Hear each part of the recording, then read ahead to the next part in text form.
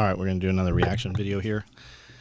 This one is a hublot. I think this is actually yours, probably. One of yours. I don't know. I don't remember. It's not, and I was looking for that video because you unboxed two. It was a breakfast video in the kitchen. Yeah, I couldn't find it. This one is the Red Magic, and that happens to be my favorite hublot. So I was like, okay, we'll do this one. Right on. So I actually did not like that red colored lens at all. And I'm like, I want this watch, but I don't want this red lens. So like, okay, well, let me talk to them and we'll send it back. And they were going to send it back and have the lens changed out. And then I took possession of it and I just never sent it back to have them change the crystal out. I did not like that red crystal. So it never grew on you? You still don't like it? I don't hate it, but I would, if they were both there and I could get a clear crystal versus the red crystal, I would take the clear one. I have two of them with red crystals in them. Oh, really? Yeah, the Ferrari one and the Red Magic both have red crystals in them. I didn't know that. Hublot's one of those watch brands that, even though they're one of the big guys, people talk shit about them. So Well, but who talks shit about them? just dumb people. People who can't afford to buy one. That's who. If you look at the comment, this video right here, I guarantee if you look at this comment, dudes are like, you should have bought an Audemars. Yeah. But every time I look at their shit, they don't have one. Exactly. They're always like, I went to buy an Audemars. They were assholes. And I bought fucking 3 more fucking Hublot. I bought 2 more Hublots that trip and 3 other watches while we were there at the same place. Yeah, and the reason what I was getting at is because of those people, not that many people make content about them, and they don't get their name out as much as the other big guys. Yeah, they just had a shitty little Asian dude, and he was just shitty, man, when we walked in there. He was an asshole from the time we walked in. And I specifically went there to buy an Audemars. I had cash with me. I had $100 bills to buy that fucking thing. And they were just fucking shitty. So I still to this day don't own one of those. Hey guys, so some of you guys saw the Facebook post. We were at Hublot in Las Vegas, and I made another purchase while we were there. If you take possession of what you purchased there, you have... That's actually not supposed to happen that way, and I should not have been probably saying really? that. Yeah, it's a sales tax thing is what it is. Yeah. You have to pay tax on it, and on a larger item that can be, considerable, $5,000, $6,000 on some of this stuff just in taxes. So if we had it shipped, we don't pay sales tax, state tax there. So having it shipped home saves you, thousands of bucks. So this is the Hublot I got. That thing to the side there in the right-hand corner, that's actually a plaque they sent us every time we ran a full-page ad, a new ad in Recoil magazine. Really? While I was there, I'm just going to unbox it and kind of show you guys what's in there. This is what I'm cutting it open with. I just got, some of you guys had asked about this. This is one of the Starling Gears knives, collaboration with Strider. Well, I'm certainly not doing a very good job of showing it because I still don't fucking show it. Why don't you? I'm still looking at it. Can't see what the fuck it is. From, I believe, last year. And it's pretty cool. Can you see that in there? No, I can't see shit in there. The laser etchings on the other side. I have a whole case of those Starling Gears like that. I got every time they did one, I would get one of them. I actually get several of them. And then the 2-part bead that Jay did. It's pretty cool. So it's all wrapped all the way through, so it's all completely waterproof all the way around it. And then that's so when they leave it on your front porch, your neighbors know to come steal it. When they leave your $50,000 watch that you didn't sign for. Did you have to sign for that? Do you remember? Yes. Okay, because I bought a watch through, like, it was an internet company, but I called them up and bought it, and they told me FedEx will be at your house at 12:05. Yes. If you are not there, they will not leave it there. Yes. And so I thought that was the way it was for all those Yeah, I'm items, sure these came FedEx. Yeah. Anything expensive is always FedEx for some reason. Although, and what you get overnight FedEx is very different than what you get other delivery. It's a different person. It's a different fucking truck. It's like everything. luxury shipping, because you get all of that. Yeah, it's a very different animal. I haven't seen I guess because we haven't had. We used to have a FedEx lady come in here, like to drop crickets off because they were always shipped overnight. I was gonna say I haven't seen her in forever, but I don't have any. I specifically never brought any animals here that ate crickets because I didn't want fucking crickets here. They come in leather-bound boxes, so you definitely want to be careful when you're cutting this shit open, as with anything. I'll go and rip into a thing of Cobra buckles and scratch the surface of fucking 20 of them across the top. Are we watching this off of YouTube right now, or did you downloaded it? Yeah. I'd be curious to see what the comments are and how many are there. I could find them. Look at that banner. So we had a bunch of those banners made. I don't remember who made them, but look at it all creased up. If you leave these out in the sunlight or you leave them in the dash of your car, those creases will go away. So these all come with a digital ID card. And if you ever go to buy a used one of these, that's what you want to look for. You want to look for all the packaging. They come in it's got its own little USB plug-in drive, and then the card has its own chip in there, which is pretty cool. So that's kind of the birth certificate and the registration for it. I wonder if those batteries are still good in this want to look for these. There are guys selling. Your card never worked? Like I even talked to them on the telephone, and they were like, "It should work," and I was like, "It never worked." Things as fakes. My guess guys is sell the these battery things as and fakes.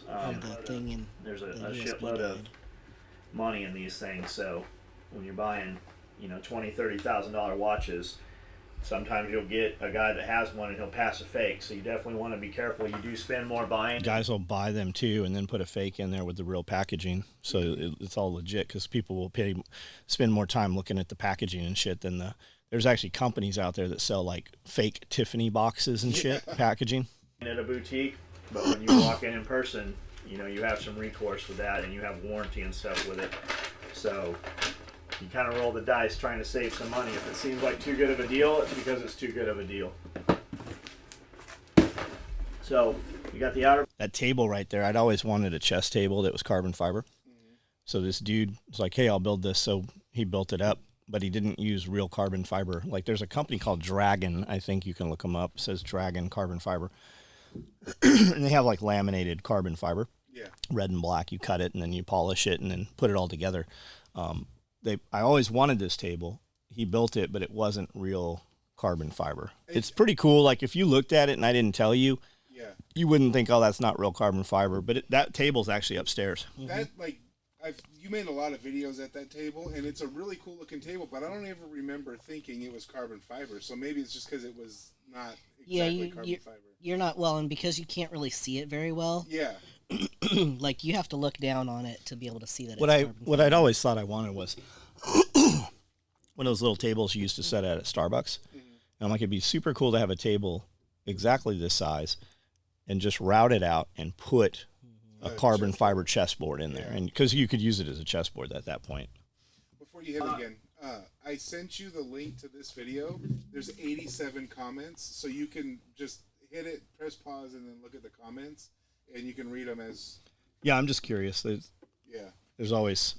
And over the years, the people commenting changed, too. Yeah. I mean, 87 comments is a lot for a watch unboxing 10 years ago. And most of them, I mean, there were dudes that are like, that's super cool. And there was always dudes asking about those watches. Like, I want to buy one of these. I want to buy these. And over the years, I'm like, if you're thinking you want to buy one of these and you asked me, I would rather have the money than that watch. I would put my money other places. I'm not saying don't buy Hublot. I'm saying if you bought Rolexes, like if I went to sell these Hublot watches, like I've got, I don't know. I think this one was $27,000 right here. If it's a Red Magic, if I really wanted to sell it, like I want to sell it today, I'll bet if I listed it at 10, maybe 12, it would sell today. Well, today's a little different because we're coming off of every watch got super inflated the past couple of years, but you bought those brand new. Yeah. What you bought was the experience. You went in there and they gave you champagne or whatever and did all that stuff. I never drink that bullshit. I know what you're saying. If you buy it a year old, first of all, you'll get it now. Now you can't go into places and buy watches anymore. They just don't have the stock. You'll get it right now, and it will be cheaper than if you bought it at a boutique. So you can sell it at a higher profit or get most of your money back that way. Yeah, if you had invested your money in Rolex, though, you would get more money back. When you bought that watch, you were able to go buy a Rolex at the store. Yep. Oh, yeah. If you did that, you would have tripled your money. Yeah, for sure. And too, like if we're having this conversation, and you're like, hey, I want to buy one of these watches. I'm like, it's awesome. How much property do you want? Yeah. Like I'm telling you, as a guy who did all that shit and has all that shit still here, you could have bought a lot of property with that money. Buy the property. When you have the property, then go get the watch. Now, I had those watches. We had a lot of content. We had a lot of people talking shit about those watches and stuff, and it elevated. We were able to, boost those posts and get those codes out there and make a lot of money because of those items. But it doesn't work the same. It just doesn't. Dudes show up. They're like, hey, have you bought any watches? I'm like, man, I haven't bought any watches. Yeah, I actually did buy some watches in the last few years. They're Seikos. Just because it's something that everybody that watches the content can associate with. They can custom build it, make it look like they want it to look, and actually talk to the dude who's going to build it for them and get it within a couple of weeks. I have a really cool one. It's a black metal one with a Tiffany face. Yeah. It's awesome. Yeah, and that is a perfectly acceptable good watch too. People see them all the time. They're like, nice Rolex. I'm like, it's a Seiko. Yeah, exactly. And I don't wear them so that they think they're Rolexes. No, they just look Yeah, nice. if I wanted a black and blue, I'd go buy a black and blue Rolex. I'd go get one.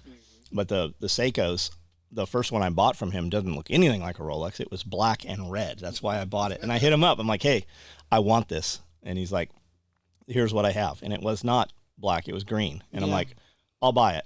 At 1 a.m, the dude got back to me within like 5 minutes, bought it. It was here. He shipped it Monday. I had it by like Tuesday. So then I ordered one that was black and red, and that took a couple weeks to get. And then I bought another one. She's got a couple of them. Pierre's got one. We Cody. bought probably a dozen watches from him. Yeah. Super good to do business with. And I walk around with these things, and I hit them on fucking doorknobs all the time. I'm really surprised that I haven't damaged them. Whereas these Seikos, I don't care about it. Yeah. I don't have to worry about it. Exactly. And then these, like the hublots, they have really nice leather straps on them, and they actually clip in. They have quick detachments and shit. That's leather. It's alligator. Like this one I think, or one of them has like alligator, and it's bonded to leather. Man, I don't want to run around with that and fucking sweat and get that thing all messed up. And mine the band, was snake skin. the band, if you have to replace the band, it's over $1,000. Whereas on these Seikos, you can, and I'm not trying to sell you guys Seikos. Do whatever you want. In any watch, really, you can put NATO straps on them, which are more of like a tactical strap. I made some little Cobra buckle straps for them, but you can dress them up. You can take and put a really nice leather band on it, even with contrasting thread, or you can put a sportier, NATO strap on there. So they're pretty cool. Box. Leather here to protect the window on this box, and this is the second one of these I got, and they all come in pretty cool boxes. I didn't realize it had the port. So hublot means porthole. That's what it means, is the round window in a ship. Yeah. I didn't realize this box here. The first one I bought, the Ferrari, actually comes in like a Ferrari wheel. And it's that's the winder. So you USB charge that, and it sits in there, and it winds the watch. It runs, I don't know, a few times a day. Go ahead. Go ahead. The shape of that watch is what they're talking about, and that was designed by a guy named Gerald Genta, and he did it for Audemars Piguet and Yep, he was a designer for Audemars. Yeah, and Gerard Perregaux. So if you hold Hublot, Audemars Piguet, and Gerard Perregaux watches together, they all look the same. Because he did it for that shape. And who split off from Rolex and started what? Tudor. Yep. So. And where did Panerai come from? I think that was a Navy company. It was a Navy company that was taking Rolexes. Yeah. Yep, and it was making them for the Italian frogmen. Yeah, exactly. Yeah, there's a lot of history in these companies, man. Like when you go in and you talk to a good salesperson, like they really know the history of the company. Yeah. That's like. When we were walking past, and I knew Hublot, Big Face Rolly. I got 2 of those, right? That song had just come out with Jay-Z and Kanye West. Like, I didn't even know what a Hublot was before that. Had no idea. And we were walking through the Caesar Palace Mall, and we saw Hublot, and we walked in there, and it was kind of like when you go into an adult bookstore the first time, right? You just like felt like you didn't belong there, or you shouldn't be there. Yeah. And that's how it was. And I walked in, and it was a pretty small shop. It was Roman times and Hublot. There was a door between them, and it was nice. They had a couple cabinets. They had maybe 50 watches in there in the divided in cabinets. And he's like, "Can I show you anything?" I go, "Man, I'm not ever gonna buy one of these. I'm really not your customer. Thank you." And he's like, "Well, let me show you some. And we just got to talking. Yeah. And I definitely couldn't afford one. Not when I was in there. And he spent over an hour with us. And I'm like, I want to buy something, right? And I'm like, how much is that carbon fiber pin? He's like, it's $1,600. I'm like, I can't afford that. I'm like, I'll take the carbon fiber pin. So I bought this fucking ink pen, and I still have it. It's badass. And then 6 weeks later, I was back there buying a fucking hublot. Yeah.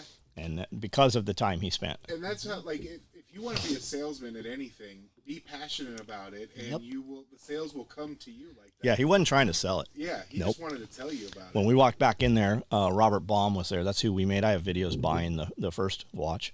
Yeah. I bought this one with Robert. I probably filmed this one too. I think all of the hublots came from Robert. And when we had walked in there, we went in there for SHOT Show. Me, Dana, Colin, Eli. We had a bunch of us with us. Colin there that trip? I think he was. So.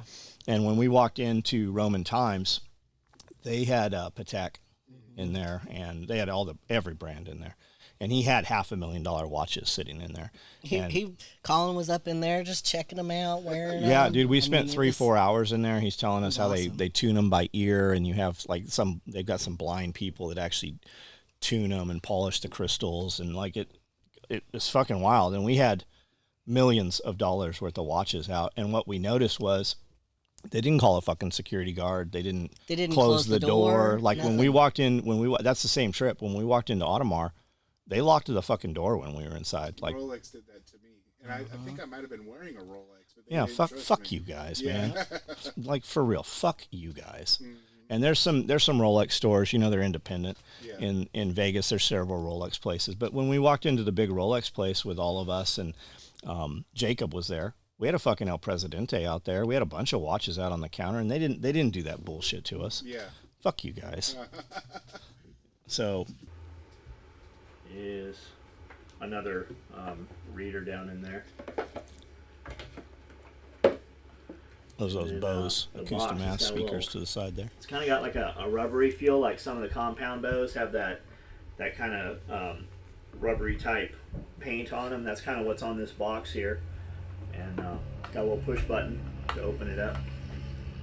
And then the watch is sitting inside there on a pillow. Well, that's what Bowtech calls it. Bowtech or Diamond. Diamond is owned by Bowtech. That's their big box store brand. And they called it in velvet. Definitely not as cool as some of the limited edition ones they've run. But it's still pretty cool nonetheless. So here's the watch that I got. It's got alligator on top. And it's sewn to rubber underneath, much like this band is as well. They do that quite a bit on those. Whereas this band has the quick adjustable straps, so I can switch straps in and out. They have different color straps for the Ferrari stuff, as do some of their other big Unicos. This one's a little smaller. It's already sized. I think this is the video where Salman had said, Salman saw it. Yeah, I saw this video, and he had commented on there. He's like, which watch is that, my friend? I collect hublots. I'm going to buy one. And I'd gotten back to him. I'm like, well, this was the last one in the company. These things are sold out, but I bought it here. And then Robert actually hit me up. He's like, hey, somebody just hit me up from Saudi Arabia. Thanks for sending him my way. We actually found one in Switzerland, and they're shipping it. And then Salman hit me up like the next day with a picture, and he's like, FedEx or DHL or somebody had dropped it off.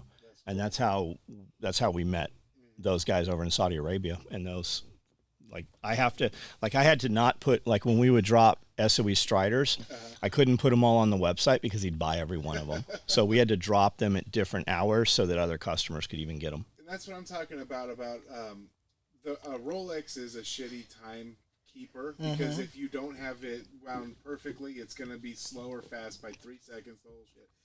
It's a key to the door to the place that you want to be. Yeah. You wanted to know that guy, and he contacted you because of your watch. Yeah, he's invited us to come out to Saudi Arabia. And yeah. We've done business through other people because of him. He sent me some 7 Fridays watches. I have somewhat of a relationship with that company now through social media because of those watches he sent over. Yeah. I've got, 3 or 4 of them. We've bought them for, friends and stuff. On when we were in Vegas, so they just shipped it across. But that's the red magic. They do a black magic that's very subdued as well. That cup there, that cup came from Big Al, And then Scotty G made me one. I have 2 of those pimp cups. Oh, And that one is It's on the left hand of the that screen. one right there is made by the same lady that made them for Snoop Dogg and shit. That's like the real pimp Master Willis cup, like Snoop Dogg had that lady in Compton or wherever makes those things. I just like the black and red, and just wanted another one, so I went with this. And one. really, it's probably full of like super cool shit that I forgot I had.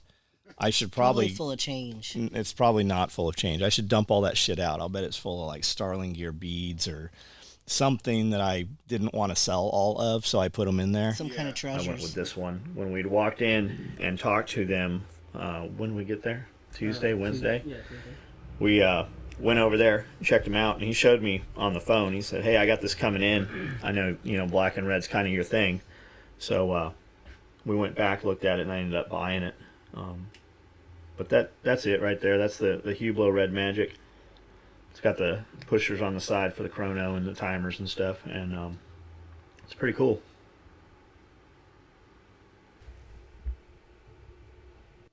There, that one's in focus. That one's in focus, yeah. So the carbon fiber one is a bigger face, 42 millimeter, 46 millimeter. It's big. It's so big, in fact, that when you wear it all the time, you will get a little callus where your hand actually touches that winder right there. There you can see the tabletop.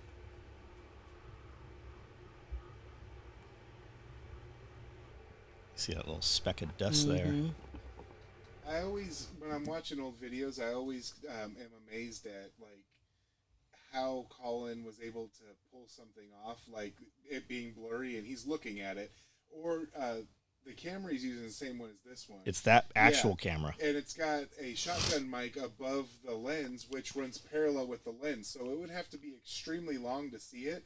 But somehow, in some of your videos, you can see that microphone. Right, And I'm right. like, how did he? I do don't that? know. It's just, yeah. It's almost like it Yeah, panned he had like with a bent gimbal or something. Yeah.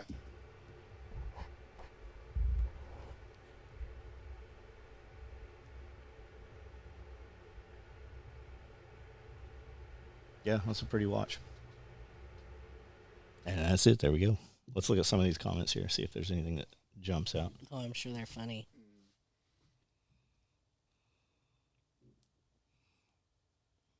I used to be someone who said I can't justify spending that much on a watch until I could afford one.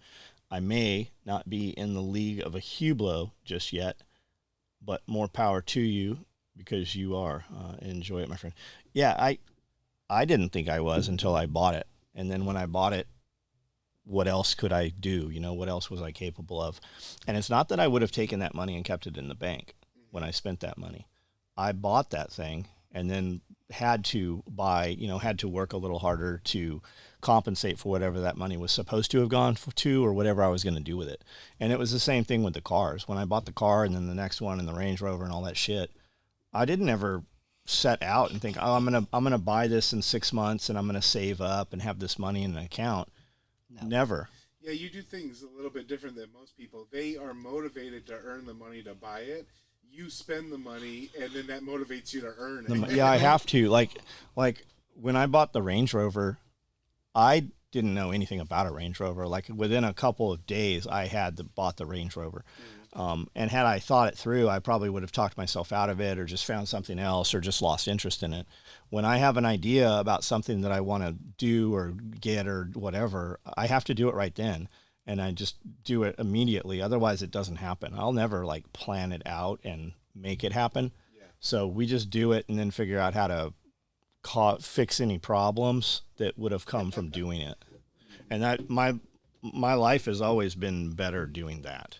It just always has. Well, if you can problem solve, it's a good way to be because you'll always be you'll be moving forward because you're chasing yourself, Like we could go do a lot of shit today. Mm-hmm. It would maybe empty a bank account out. But we would have the thing or whatever it was. Mm-hmm. And then I would just fill the bank account back up. I would work a little harder tonight and every other day this week. And maybe for a couple of weeks or whatever, nobody would ever know that it happened. Yeah. And then I would have whatever it was. But I'm kind of just to the point, especially the last few years, of things that I wanted weren't available. They took way longer to get. So I'm just like, fuck it. I don't want it. And then my interests have just changed. Like all those I have all that shit. I don't ever wear any of that. Well, I mean, and yeah, like you're here doing this stuff. Yeah. Are you going to impress the sheep, you know? Right. I mean, when's the last time I even drove one of the cars, right? Yeah.